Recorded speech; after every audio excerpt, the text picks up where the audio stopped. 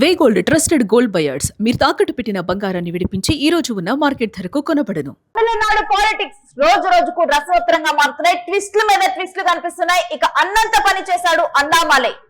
BJP జాతీయ అధ్యక్షుడు నితిన్ నబీన్ కలిసి తన రాజీనామా లేఖను అందించాడు అన్నామలై. ఇక ఒకవైపు చూస్తే అన్నామలై పార్టీ మారరు అంటూ బీజేపీ క్లారిటీ ఇచ్చింది. కానీ ఇక్కడ అన్నామలై మాత్రం తాను అనుకున్నట్లుగానే ఫ్లెక్సీలు వెలిసినట్లుగానే తాను నితిన్ నబీన్ కి డైరెక్ట్ గా వెళ్లి తన రాజీనామా లేఖనిచ్చేశాడు. 5 పేజీల లేఖను సమర్పించాడు అన్నామలై. ఇక అన్నామలై రాజీనామాని ఇంకా బీజేపీ అధిష్టానం ఆమోదించలేదు. ప్రస్తుత పరిస్థితులపై ఆవేదన వ్యక్తం చేస్తూ ఉన్నారు అన్నామలై. ఐపీఎస్ పదవిని వదులుకొని బీజేపీలో చేరారు అన్నామలై.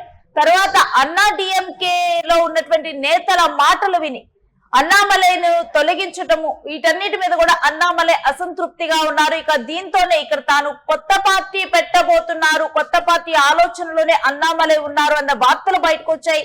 అయితే ఒకవైపు అన్నామలై బీజేపీని వీడరు అంటూ చెప్పారు. కానీ అన్నామలై మాత్రం ఢిల్లీ వెళ్లి ఇటు నితిన్ నబీన్ కి తను రాజీనామా లేఖను సమర్పించడం, ఆ తర్వాత అమిత్ షాతో భేటీ అవటం అన్ని జరిగిపోయాయి. దీనికి సంబంధించినటువంటి డీటెయిల్స్ మా ప్రతినిధి కిరణ్ అడిగి తెలుసుకుందాం. ఎస్ కిరణ్, అన్నామలై అంత తొందరగా పార్టీను వీడరు అంటూ బీజేపీ సమాధానం చెప్పింది, కానీ అన్నామలై మాత్రం తాను అనుకున్నదే చేస్తూ వెళ్తున్నారా? రేపు తమిళనాడు రాజకీయాల్లో సంచలన మార్పు చోటు చేసుకుంది. దేశవ్యాప్తంగా ఎంతో క్రేజ్ సంపాదించుకున్న మాజీ ఐఏఎస్ అధికారి, తమిళనాడు మాజీ బీజేపీ అధ్యక్షుడు అన్నామలై బీజేపీ పార్టీకి రాజీనామా చేశారు. 5 పేజీల సుదీర్ఘ లేఖ జాతీయ అధ్యక్షుడు నితిన్ నబీకి అందజేశారు. నితిన్ నబీ తర్వాత సంస్థాగత కార్యదర్శి బిఎల్ సంతోష్ తో భేటీ అయ్యారు. బిఎల్ సంతోష్ తో భేటీ ముగిసిన అనంతరం కేంద్ర హోంశాఖ మంత్రి అమిత్ షాతో భేటీ అయ్యారు. తన రాజీనామాకు దారితీసిన పరిస్థితులు, గత కొంతకాలంగా తాను పడుతున్న ఆవేదన, తన్ను బీజేపీ అధ్యక్ష పదవి నుంచి తొలగించిన తర్వాత జరిగిన రాజకీయ పరిణామాల అన్నిటిపైన బీజేపీ కేంద్ర అధిష్టానానికి అన్నామలై క్షుణ్ణంగా వివరించారు. నితిన్ నబీతో సుదీర్ఘంగా సమావేశమయ్యారు. తన రాజీనామాకు సంబంధించిన అంశాలు లేఖలో పొందుపరిచారు. అయితే బీజేపీ ఈ రాజీనామాను ఆమోదించినట్టు ప్రస్తుతానికి ధృవీకరించలేదు. అన్నామలైని సర్దుబాటు చేసే ప్రయత్నంలో ఉన్నారు.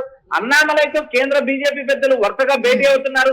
ఇప్పటికే కేంద్ర హోంశాఖ మంత్రి అమిత్ షాతో భేటీ అయ్యారు. అమిత్ షా పలు అంశాలపైన చర్చించారు. తొందరపడవద్దు, నీ భవిష్యత్తు మేము చూసుకుంటామంటూ ఇప్పటికే అమిత్ షా భరోసా ఇచ్చినట్టు కూడా సమాచారం అందుతుంది. అయితే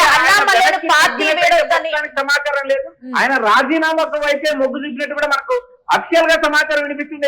అయితే ప్రధానమంత్రి నరేంద్ర మోడీ ఏమైనా పిలుస్తారా అనేది కూడా ఒక జాతీయ స్థాయిలో చర్చ నడుస్తుంది.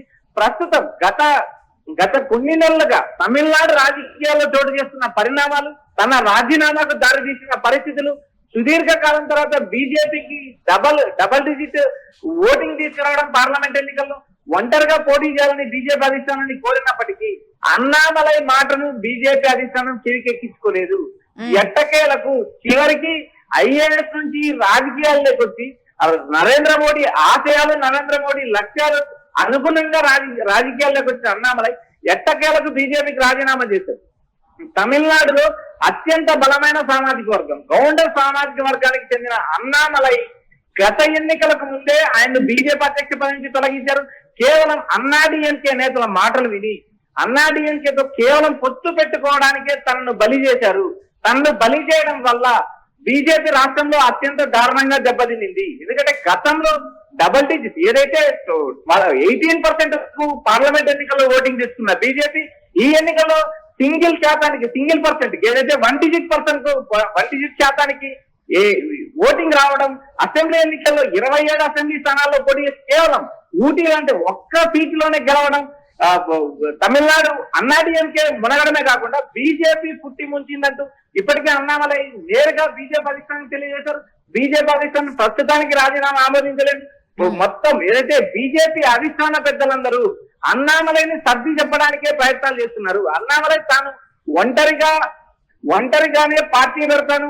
ఉప ఎన్నికల్లో దాదాపు 5 అసెంబ్లీ స్థానాల్లో రాబోయే రోజుల్లో ఉప ఎన్నికలు జరుగుతాయి.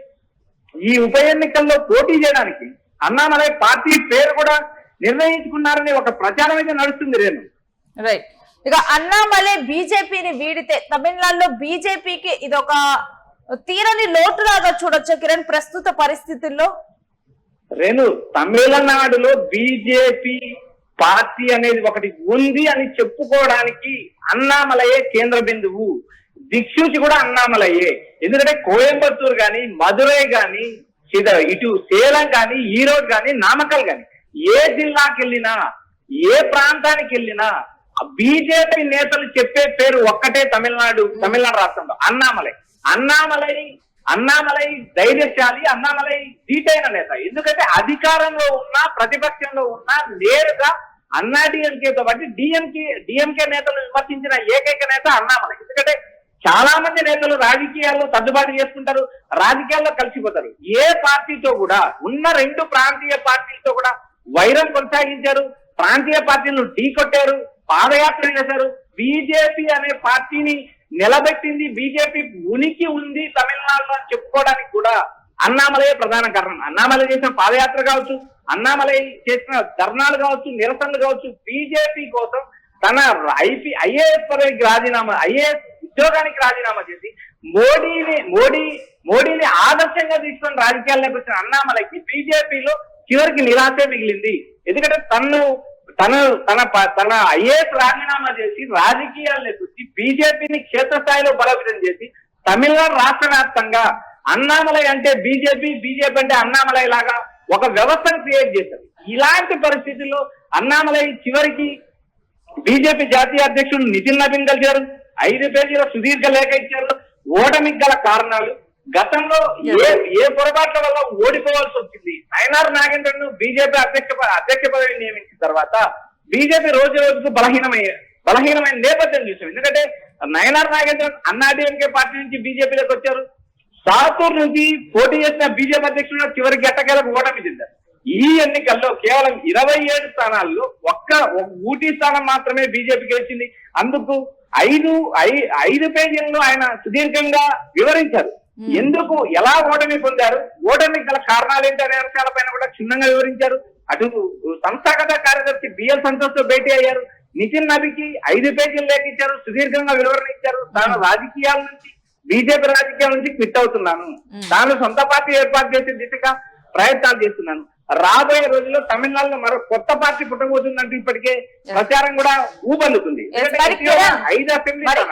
తన ఆలోచన మీద అన్నామలై వెనక్కి తగ్గే అవకాశం ఉందా? ఎందుకంటే అమిత్ షా లాంటి నేతలు పార్టీని వదలొద్దు, నీ భవిష్యత్తుకు మాది గ్యారంటీ, నీకు రాజ్యసభ స్థానాన్ని కల్పించేందుకు ఆలోచిస్తున్నా అని చెప్పి కూడా పలు రకాలుగా నచ్చజెప్పేందుకు ప్రయత్నిస్తున్నట్లు తెలుస్తోంది. మరి అన్నామలై ఏమన్నా వెనక్కి తగ్గే అవకాశం ఉందా? రేణు, ఇక్కడ ప్రధానంగా ఈ రోజు ఏదైతే అన్నామలై నేరుగా అమిత్ షాతో భేటీ అయిన సందర్భంలో తన రాజీనామా నిర్ణయాన్ని పునఃసమీక్షించుకోమని బీజేపీ అగ్రనేతలు కోరుతున్నారు. గతంలో ఎన్నికలకు ముందు 2026 ఎన్నికలకు ముందు ఒంటరిగా పోటీ చేద్దామంటూ ప్రతిపాదించింది అన్నామలై. తమిళనాడులో బీజేపీని పట్టాలెక్కించింది అన్నామలై. తమిళనాడులో బీజేపీ పార్టీ ఉందని చెప్పుకోవడానికి కూడా ఏకైక పేరు అన్నామలై. ఈ అన్నామలై ఎన్నికలకు ముందు బీజేపీ అధిష్టానానికి సుదీర్ఘంగా వివరించారు, ఒంటరిగా పోటీ చేద్దాం, వచ్చిన ఓట్లు రాని, ఎందుకంటే సొంతంగా బలపడదాం, సొంతంగా పోటీ చేద్దాం, రాబోయే రోజుల్లో ఒక జాతీయ పార్టీ కూడా స్కోప్ ఉంటుంది, ఇక్కడ గెలిచే అవకాశాలు ఉన్నాయంటూ అన్నామలై చెప్పినప్పటికీ కూడా బీజేపీ నేరుగా అన్నా డిఎంకే పార్టీతో పొత్తు పెట్టుకుంది. అన్నా డిఎంకేతో పార్టీతో పొత్తు పెట్టుకున్న తర్వాత నేరుగా అన్నామలైకి కేవలం 6 నియోజకవర్గాల బాధ్యత మాత్రమే అప్పచెప్పారు. అదే విధంగా ఎన్నికల కమిషన్, ఎన్నికల కమిటీ కానీ, ఎన్నికల సందర్భంలో కానీ ఏ నేత కూడా ఎవరికి టికెట్లు ఇవ్వాలనే అంశం పైన కనీసం అన్నామలైని అభిప్రాయంగా కోరిన పరిస్థితి లేదు. కేవలం 6 నియోజకవర్గాల బాధ్యతలు అప్పచెప్పడం, తనకు ఎలాంటి ప్రాముఖ్యత లేకుండా చేయడం, ఏదైతే నయనార్ నాగేంద్రన్ కు అత్యంత ప్రయారిటీ ఇవ్వడం, ఆ ఎన్నికల్లో బీజేపీ కేవలం ఒక స్థానానికి పరిమితం కావడం, ఏదైతే ఎన్నికల ముందు తాను బీజేపీ ఘోరంగా ఓటమి చెందుతుంది అంటూ ఇచ్చిన నివేదిక చివరికి అన్నామలై ఇచ్చిన నివేదిక కరెక్ట్ అయింది. బీజేపీ కేవలం ఒక్క స్థానానికి పరిమితమైంది, దారుణంగా ఓటింగ్ కోల్పోయింది. అయితే ఇక్కడ బీజేపీ నేర్చుకుంటుంది కొత్త పాటలు అనుకున్నప్పటికీ కూడా ఆశించిన స్థాయిలో బీజేపీలో ఎలాంటి మార్పు లేదు. భవిష్యత్తులో కూడా తాను బీజేపీలో ఎదిగే పరిస్థితి లేదంటే అన్నామలై ఒక నిర్ణయానికి వచ్చినట్టు కూడా సమాచారం అనిపిస్తుంది. గత 2 రోజుల క్రితం కోయంబత్తూరులో బీజేపీ సెంట్రల్ పార్టీ మీటింగ్ జరిగినప్పుడు కూడా అన్నామలై అందులో పాల్గొనలేదు. నేరుగా అన్నామలైకి సంబంధించిన అభిమానులు అనుచరులు భారీ స్థాయిలో కోయంబత్తూరుతో పాటు తమిళనాడు రాష్ట్ర వ్యాప్తంగా భారీ స్థాయిలో పోస్టర్లు వెళ్తాయి. అన్నామలై సింగంగానే వస్తాడంటూ బ్యానర్లు కూడా అన్నామలై అభిమానులు స్టార్ట్ చేశారు. అయితే ఎట్టకేలకు అన్నామలై వాటిపైన స్పందించారు. నేడు ఉదయం ఢిల్లీకి వెళ్లారు. ఢిల్లీలో నేరుగా సంస్థాగత కార్యదర్శి బిఎల్ సంతోష్, జాతీయ అధ్యక్షుడు నితిన్ నబీతో మాట్లాడారు. తన సుదీర్ఘంగా 5 పేజీల రాజీనామా లేఖను అందించారు. తర్వాత అమిత్ షాతో భేటీ అయ్యారు. అమిత్ షాతో పాటు చాలా మంది బీజేపీ అభ్యర్థులు ఇప్పటికే నచ్చజెప్తున్నారు. కొంతమంది దూతలను బీజేపీ ఇప్పటికే రంగంలోకి దింపింది. అన్నామలై పార్టీలో కొనసాగేలాగా చర్యలు తీసుకుంటున్నారు. మరి అన్నామలై ఇటు అమిత్ షాకు అటు మోడీకి మెత్తబడతారా, లేక తాను ఎన్నుకున్న సిద్ధాంతం తాను నడిచే దారి ఏదైతే కొత్త పార్టీ వైపు దిశగా అడుగులు వేస్తారని చూడాలి. ఒక్కసారి మనం అన్నామలై ఏదైతే అన్నామలై ఒకవేళ పార్టీ పెడితే రాబోయే 5 ఉప ఎన్నిక స్థానాల్లో తన పార్టీ నుంచి పోటీ చేసే అవకాశాలు ఉన్నాయి. ఎందుకంటే ఇప్పటికే తిరుచి విజయ్ రాజీనామా చేశారు. మరో 4 అన్నాడీఎంకే ఎమ్మెల్యేలు కూడా రాజీనామా చేశారు. కేవలం అతి తక్కువ కాలంలోనే అన్నామలై పార్టీ స్థాపిస్తారని మనకు అన్నామలై అభిమానుల నుంచి సమాచారం వినిపిస్తుంది. వచ్చే ఉప ఎన్నికల్లో కూడా అన్నామలై స్వతంత్ర అభ్యర్థిగా బరిలోకి దిగే అవకాశాలు స్పష్టంగా కనిపిస్తున్నాయి. కేవలం 6 నుంచి 8 నెలల్లోనే అన్నామలై ప్రాంతీయ పార్టీ స్థాపిస్తారనే ఊహాగానాలు వినిపిస్తున్నాయి. మరి ప్రాంతీయ పార్టీతో ఆయన ముందుకెళ్తారా, లేక తమిళ అస్తిత్వం, జాతీయ దృక్పథం ఈ 2 అంశాలపైన ఆయన నేరుగా తమిళనాడు రాజకీయాల్లో మరో కొత్త పార్టీ పెడతారనేది ఇప్పుడు ఊహాగానాలు. జాతీయ రాజకీయాల్లో అన్నామలై కొత్త పార్టీ పైన కూడా ఒక చర్చ నడుస్తుంది. అయితే చూడాలి, అన్నామలైని బీజేపీ మెత్తబరుస్తుందా, లేక అన్నామలై తన రాజీనామాకి కట్టుబడి తమిళనాడు రాజకీయాల్లో మరో కొత్త పార్టీ స్థాపిస్తారనేది కూడా విస్తృతంగా చర్చ జరుగుతుంది. Right Kiran, thanks for the details. ఇక అన్నామలై రాజీనామా తమిళనాడు రాజకీయాల్లో సంచలనంగా మారిందని చెప్పాలి.